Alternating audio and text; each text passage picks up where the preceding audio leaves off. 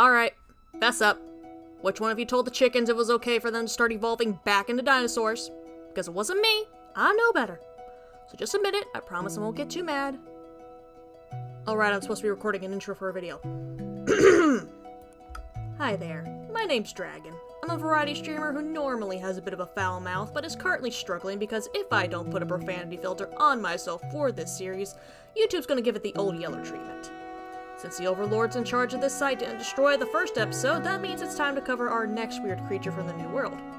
Kobolds, palicos, and human beings, I'd like to introduce you to the Kulu. Kulu, according to the in-game universe's taxonomy, is a bird wyvern, which has forced me to destroy anything I already understood about wyverns. Thankfully, though, I know enough about birds to figure out how this giant chicken works.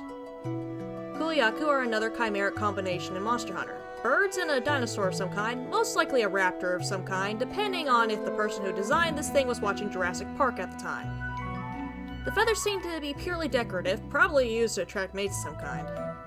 The design itself reminds me of a giant rooster, though a tropical bird could just as easily have been the inspiration for this thing. Kulu are surprisingly docile monsters. They don't attack unless you attack first, or if it feels like you're there to steal its food. I mean, as you can see right here, I can walk right next to it and the big bird doesn't care. It didn't even care when the Kesodons started yelling at it. And you know what? I think we all need to be more like this bird sometimes. I strive to become that unbothered by the world. Back to food, Kulu are primarily ovivorous, meaning their main source of food is eggs. Egg eating is a lot more common in nature than you would think.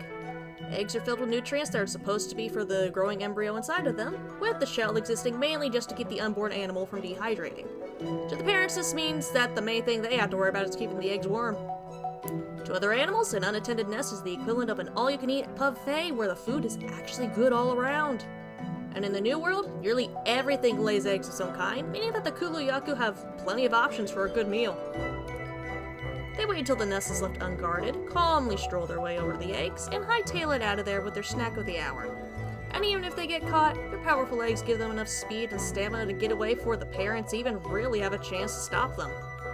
They then take the egg back to their den, use their beak to break it open, and chow down on the gooey nutrient-packed insides. Then they just chill there for a bit, probably thinking of their next score. Don't get me wrong.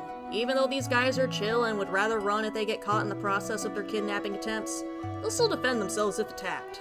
In fact, pushed one far enough, they'll start doing something that we should be thankful that only the Corvids have figured out.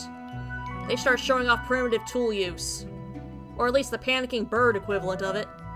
If the Kulu starts feeling like the pecks and kicks aren't getting their message of "go away" across, they'll pick up the closest rock and start trying to bash your skull in with it.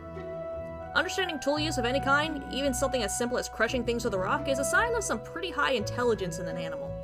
Sure, on paper the rock doesn't seem all that impressive, but it's a sign of things to come for the evolution of Kulu.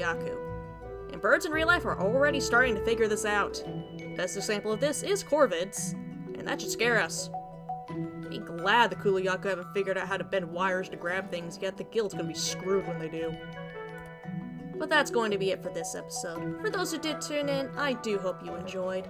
Be sure to give this thing a like, and if you have any constructive criticism for me, feel free to leave it down in the comments, because I can't improve at this if I don't know what I'm doing wrong and what I'm doing right. But as always, my name is Dragon, and bye-bye.